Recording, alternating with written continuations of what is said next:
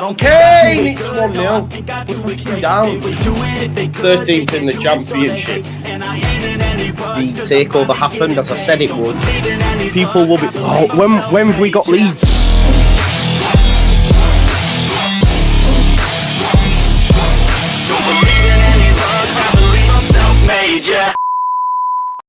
And then people, welcome back to the Just Joe Football Show. I hope you are all doing well. I will be joined by Joe. I just thought I'd kick us off and then he popped in just as I'd started us off. But we'll bring him in just a sec, obviously. Joe, he's coming all the way from sunny Leeds, by the way. I think he's in Leeds anyway. As he went to the game last night. I know he met our friend Dawn, regular viewer of the show. I think she was chuffed to meet him as well, so that was great. Listen, folks, before we get started, please do smash a like on the video. Subscribe to the channel. We're so close to 28k now. I need to get there before Joe. If I'm not careful, he's dusting me. He's dusting me. Amazing to see, though. Make sure you subscribe to Joe, Leeds United, the view as well. Get your comments in. Hit the notification bell. Final World will be on at 10 o'clock. Unfortunately, Joe will be flying at that time, or will be in the airport. That's why I wanted to speak to him, so I wanted to get his thoughts on last night. And we'll be discussing a few transfer links as well. Obviously, Kalvin Phillips continues to be linked. Yes, the sources aren't the best. I think the Sun, the Daily Mirror, etc. But it's out there. It's out there in the ether. And it wouldn't surprise me if conversations have been had, at least even just a quick, would you be interested, Calv? Who knows? Trey Hume's been linked as well from Sunderland. He's been linked for a number of months now, actually, to be fair. He keeps coming back. Max Vober chat as well. Max Vober, I think the sporting director of Borussia Mönchengladbach's been talking, and I think that could be a mover. But listen, we've been here before and told you all that none of the deserters will be back. But anyway, let's bring in my good friend, Mr. Joe Lynch. Joe, how are you, my man? I'm coming to you from a very black and white part of the world, apparently. Yeah, that is a bit mad. Is that green or grey on your shirt? I don't know what's going on. This is green, but the rest is just... I look like this anyway in real life, so yeah, it's pretty close. Without the lighting, bro. That's what I mean. Everyone thinks I've been on sunbeds. As soon as I turn my lighting off, I'm a ghost. I'm transparent, mate. I feel if a bright light hits me, it just reflects straight back. I'm like a cat's eye on a road, like... But yeah, I don't know how my sound is either, because I'm working out my... Perfect, actually. Really good. Oh, really good. Yeah.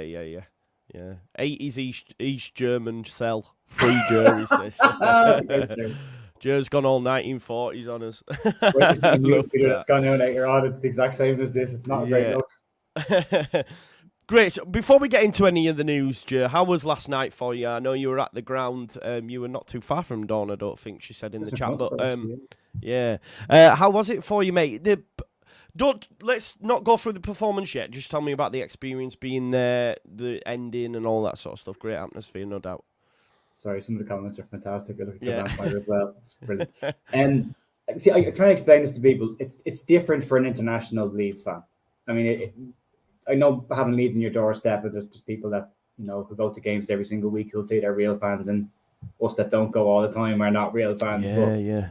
I can tell you for a fact, being an international fan, when you get to go there, it's always special. It's always very special. I mean, I always take a couple of minutes to stand outside the front of the ground and look at the place and take it in my eyes as well. My dad's got a stone there as well that I spend a couple of minutes just kind of, again, it's just the thing I always say about this is my dad's in a graveyard in the west of Ireland, but I never feel like he's there. But when I come to Leeds and stand by his stone, I always feel like he's there.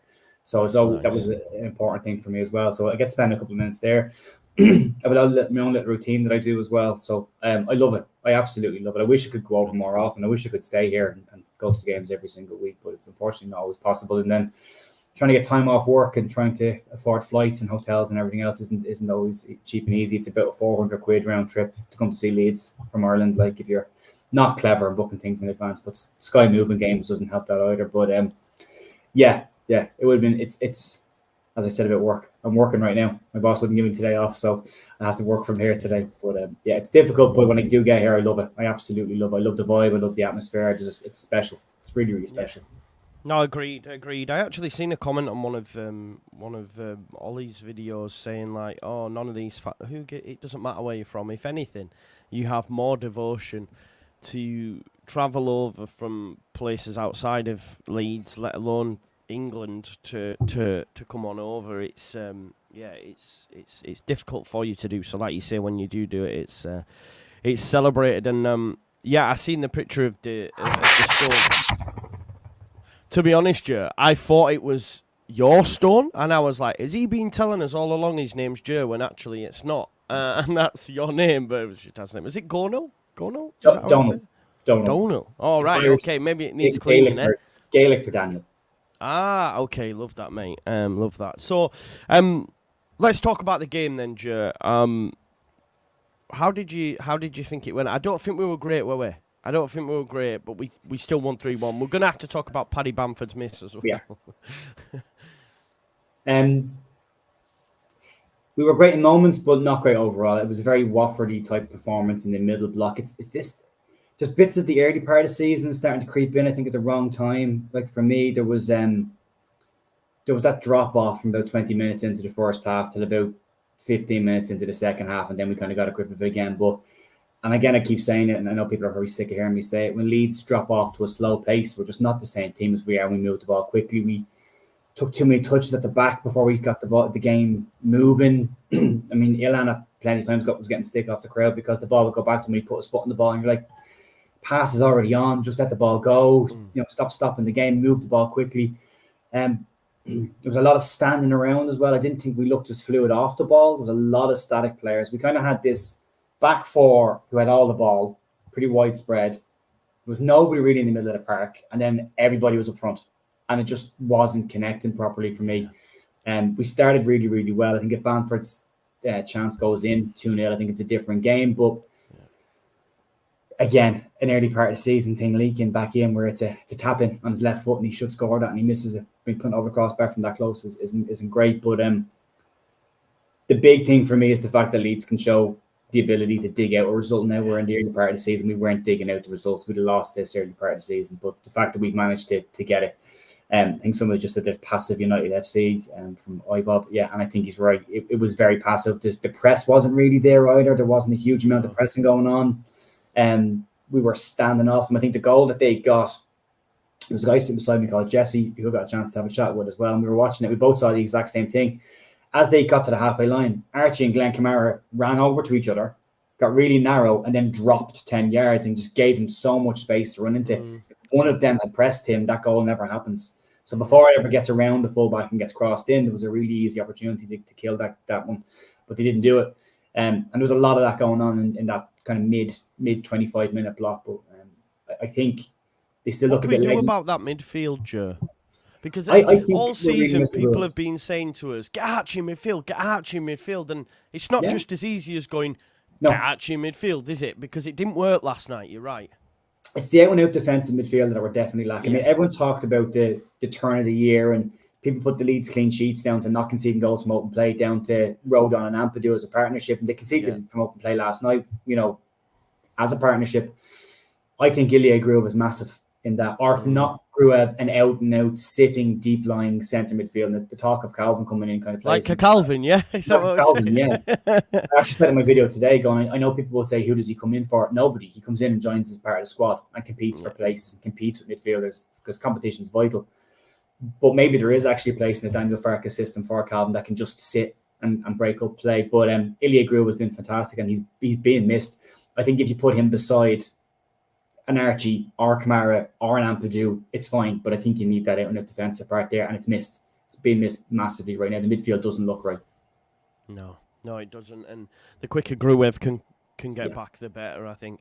Where do you stand, mate? We did the post-match last night, and there were arguments for and against. I really enjoyed it, actually. I thought JT made some great points. But where do you stand on the Bamford-Joseph discussion now? Because JT said, look, maybe Joseph doesn't get as much joy if Bamford hasn't run them for 60, 70 minutes, and is Bamford as impactful coming off the bench as Joseph? I agree with JT also in saying probably not. I don't think he has the running and, the frantic, frenetic. Yeah, exactly. So where do you stand on that? Because Bamford wasn't great last night and also misses that sitter from 2 yards. And I felt at that point you just need to get him off because when he's having one of them days, Joe, he's having one of them days, Yeah. I watched a lot of them last night. Again, myself and Jesse were talking about the play because he disagreed with some of the stuff I'd said before about Paddy online. So we were kind of having a conversation about that. And all I was going to say is it's not always about what he does with the ball in the back of the net. It's the stuff that he does off the ball. It's the pressing. It's the occupying the centre backs.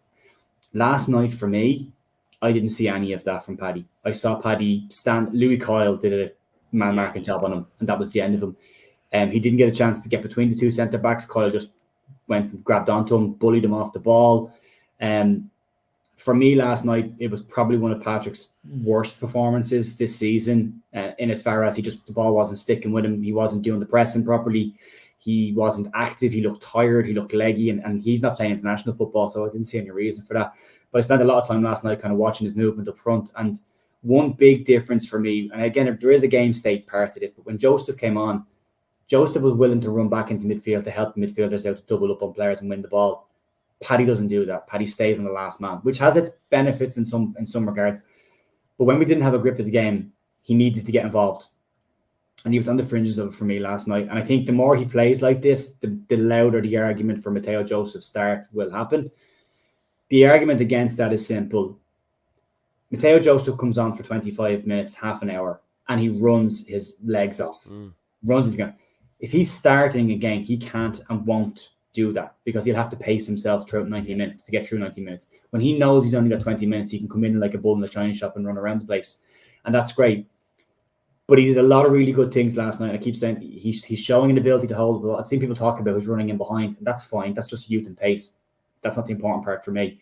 It's his ability to hold up the ball, link to play, get involved. And he did that really well last night. I mean, the first thing he did when he came on was put Louis Kyle on the ground. Yes. He just nailed him. And then like, right, that's a marker put down. Paddy didn't do that for 65 minutes. Didn't once put a glove on the guy. And Joseph comes in and goes, he's up in the air, bang, down you go. A couple minutes later, Kyle's taken off. So job done. So I think he does show maturity for me. He should have scored. He's unlucky not to score. He tips the post with a lovely touch as well. He's a 6-yard area player. He really is a box striker for me. Anything in and around there, he's got a chance. I think the conversations around him are getting louder. I'm starting to agree with them more. And I think it will depend on what Paddy can do in the next week or two. If he can come back and get himself back to what he was doing a few weeks ago, fine. The international break seems to have taken the wind out of a couple of player sales. And you hope that a week break now where he can work with stuff with them together, we'll get that back up again. I still think Paddy's a hugely important player in this system. And I love Paddy. But I think there is a strong argument now at this point for maybe Mateo Joseph getting a start against some of the teams coming up. 100%. Yeah, I agree with you and with that sentiment, mate. Just obviously, now after the fact, we know that Daniel Farke was okay, or at least he's saying to the press he was okay about Somerville taking the penalty, etc. But what were your thoughts at the time in the ground, obviously, when you see that to-in and throw-in between Somerville and Pirro? How was it? Because I was like, oh no, please, you have to score now. You have to score. I was happy to see Pirro pick it up because he's got a good record. I was like, yeah, fine, no problem. He put the ball down, and everyone was but Freppo was walking around with the ball in his hand, and everyone's like, what? I know what he's doing here. I know what he's doing here. He's taking the pressure. But then there was a moment where he put it down on the ground, and it was like, Freppo's not hitting this. There's no way Freppo's hitting this. And then Pirro steps up, places it. And then there was kind of a delay, and then you just see Cree kind of walking up, picking the ball and doing this like it's mine. And Pirro's going, what are you doing? There was a couple in front of me who just turned their back to the game straight away. And the wife kind of just looks and says, he's missing this now. And I went, yeah. Yeah, I thought that. Yeah. Once that kind of, you don't do that on a penalty. You don't distract the kick taker. Cree has to go and score then. And luckily for us, he goes and does that.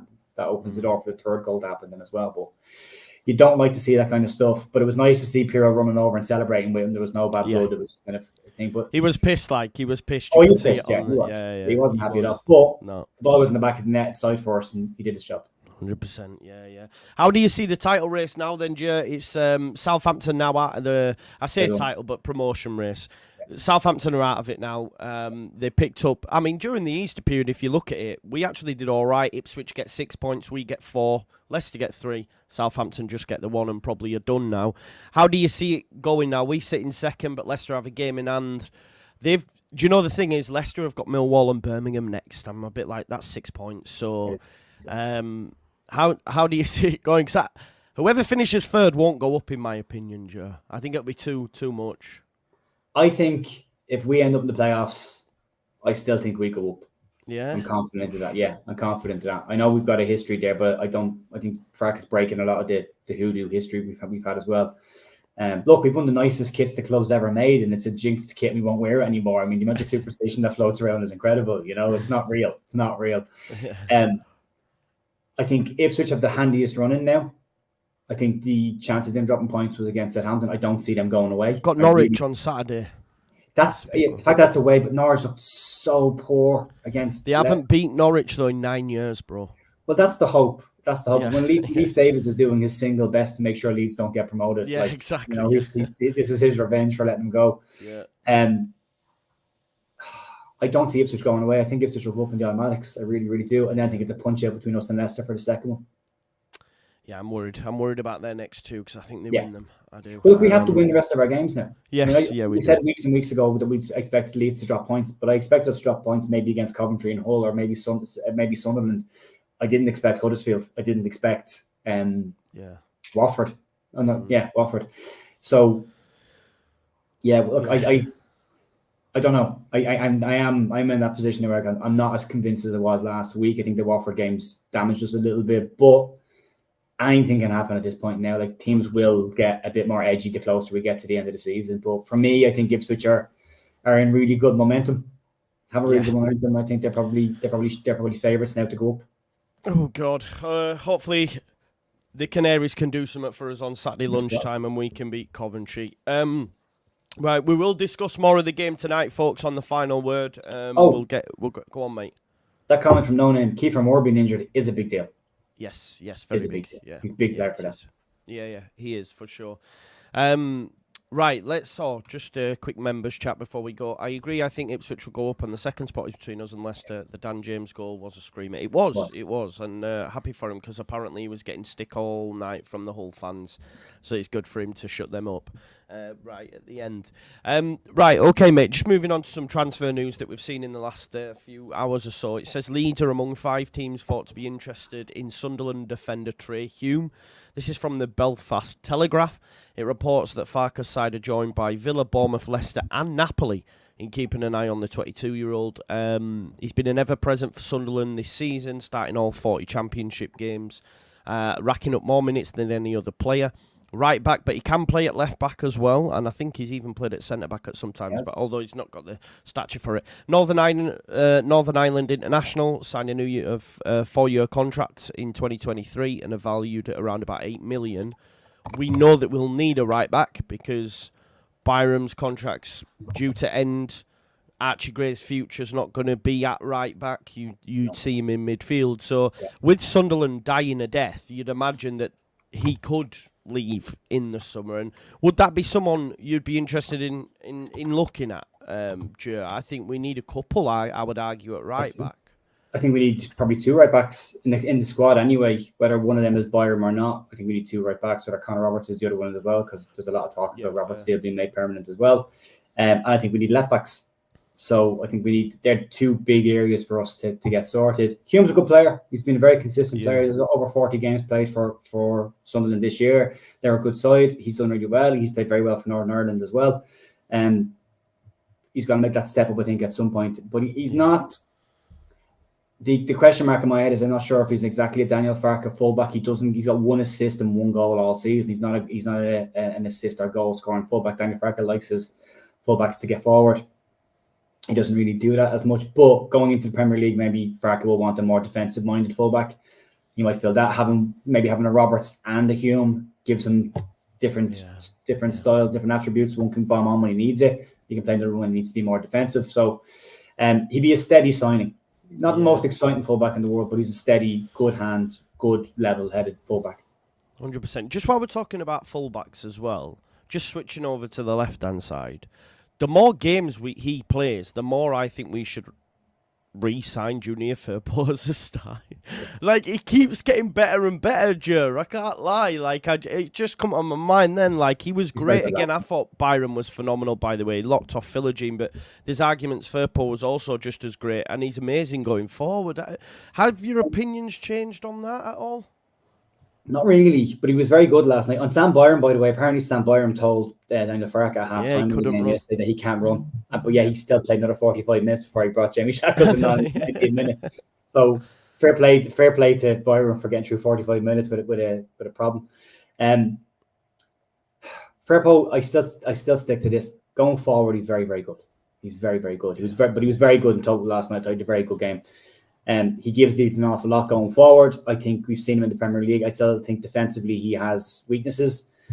I would keep him at the club if he was happy to be a rotational player, or at least happy to compete for the left back position with another left back. Leeds need to sign another left back. If he would do that, great. But we've had this conversation before. Myself and Luke have agreed on this. He's coming into the peak years of his career. He's looking at probably his last big contract coming up. Whether he wants to be a player who's rotated and sits on the bench from some week to weeks, or whether he wants to go and play every single week. And you're heading towards 28 years of age. I think you want to be playing every single week, you know? So, yeah, for me, I would still do the same thing. I'd still think at the end of the season, if he's not happy to stay in the squad and compete, I would be happy to see him go. Yeah. But if he was willing to stay and compete, then yeah, I'd love that. I do have to remember just as well that he's not going to be attacking nowhere near as much in the Prem. No, he's not. He's going to be defending a hell of a lot more and 1v1 a lot more. Yeah, true. Sorry, I was giggling away because I love this comment. I love how you can balance that white beaker on your head and chat. Oh, brilliant. I love that. Yeah, I think you're right. That has made me chuckle, I can't lie. Right, let's talk about Kalvin Phillips. I had a bit of a meltdown on social media having a go at Connor the other day with regards to this. There seems to be a big section of the Leeds United fan base that don't want Kalvin back, and that's totally fine. But according, football is about opinions, but according to a number of reports now, Kalvin Phillips transfer to Leeds United potentially has legs and has gathered pace. According to Daily Mail, a number of reports, they also reported today actually, Phillips is still revered at Ellen Road and would be taken in by the supporters. I think that goes without saying. Even those that don't want him here, I think if he came, they'd be like, right, yeah, we can get on board with it. Obviously struggled since going to City, on loan at West Ham. He's now telling their fans to do one in no uncertain terms.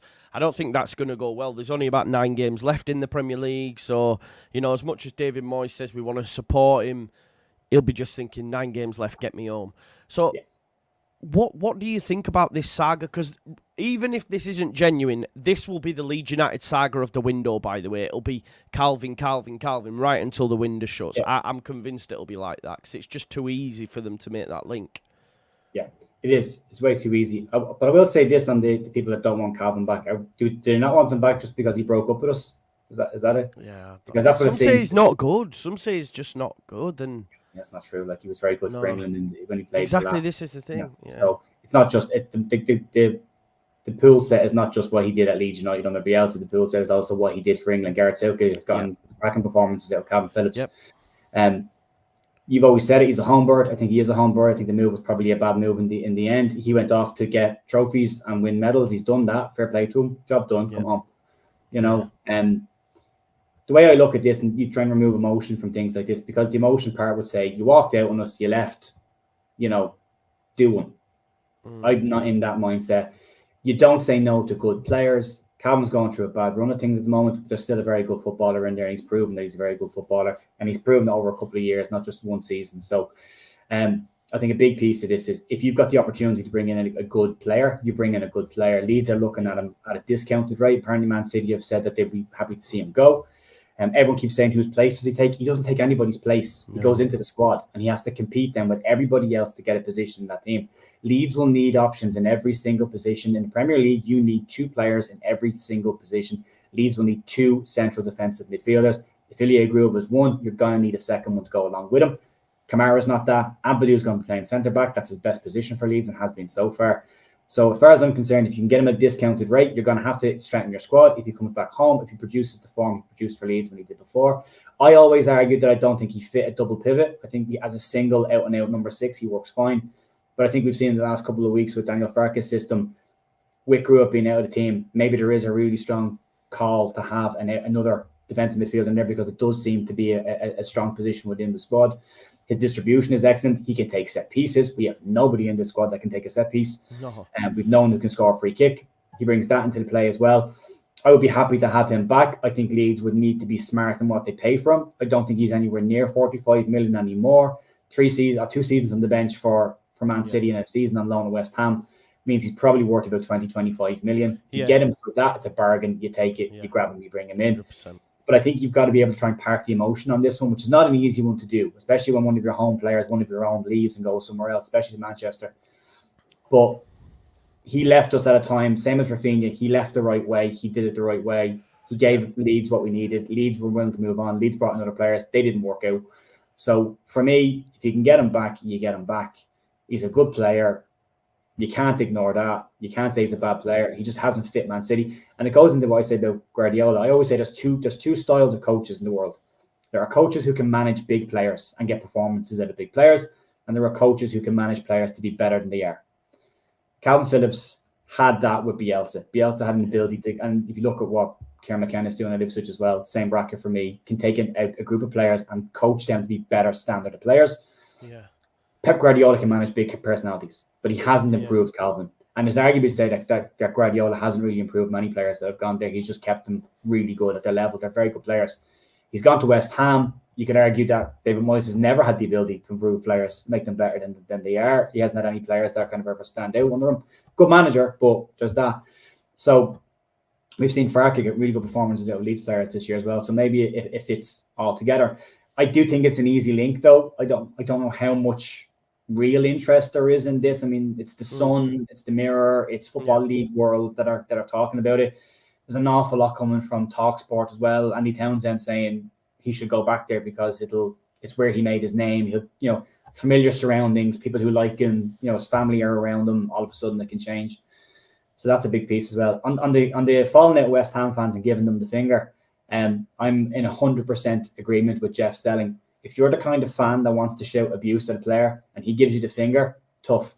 You walked yourself into that. If you're going to give it, be able to take it back from them as well. And Townsend said when he was getting abused by players during his career, he was well able to give it back to them and regularly got into verbals with fans who were giving him abuse. So you don't get to stick your finger. There's just no social media then, was there? You know what I mean? No. So they wouldn't have, you don't get to stick your finger up a player and then go, oh, sorry, you don't get to abuse a player, tell him you're useless, get out of our club, and then he gives you the finger and go, oh my God, he insulted me, get him out of our exactly. You don't get to do that. Be bigger than that. If you're going to give it, take it.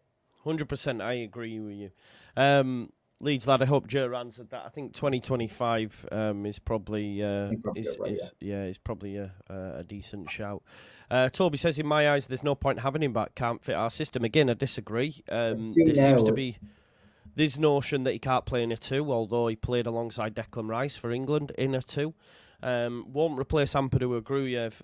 I really, really rate Ampadu. I rate. Doesn't have to replace anybody, though, Joe. He just doesn't have a squad. Leeds needs squad. But look at the bench last night.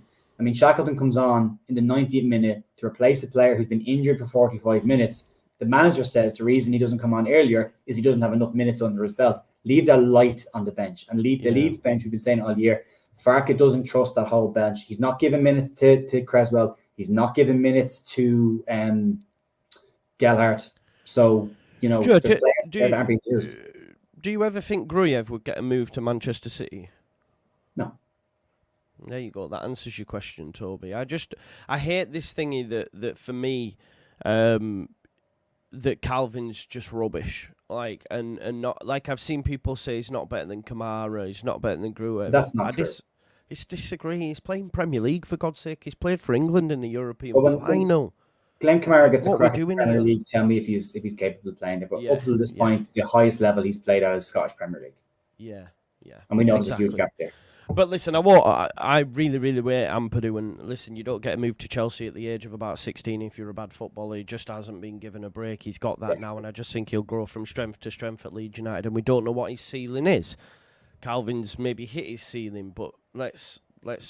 You can't say a newly promoted side would snap your hand off for Kalvin Phillips, and I think it's very, elitist by us to think that we're above him now or we're not. He's not good enough for us, and all this sort of stuff. I think that's the deal. I think we're still maybe annoyed at him. Maybe. And there's a point in that, but we've got to get over it at some point. And no manager is going to look at that and go, oh, well, he walked out in the club before. They're going to go, is he a good player? Yeah. Will he add something to the squad? Yeah. And he will. Whether it's competition or starting, he'll add something to the squad. Yeah. No, I agree with you. I do. Right. Just to finish up then, we've got Max Vober chat. So their sporting director, Verkus, has been basically saying we will try everything to get the player. They're being very public about it. Says we're currently in discussions with everyone involved. The thing is, Max would like to stay with us, but Leeds are first in the second division and will be promoted and have pretty high expectations. But he did say we'll try everything, but we don't have the reins of action in our hands. They don't have a buy option for the player. If you want him, it's basically put up the cash. And surely a club like Borussia Mönchengladbach can find that required money, Joe, you'd imagine. Well, they don't have it, apparently. And they're in the same bracket as AS Roma with the trick that they pulled with Llorente last year, where they brought the player in with full intentions of signing him. And then when Leeds looked like they were going to get promoted, went, well, actually, we can't afford him. You know, and in Roma's case, when Leeds got relegated, they went, oh, great, you've got a loan option here. We can grab him on a loan. But they didn't have the cash to buy him. We've seen that again this year. And from what I've read this morning on Vober, Gladbach can't afford him. Ben Jacobs fully expects him to come back to Leeds and be sold to a different permanent club. There is interest in him in Germany.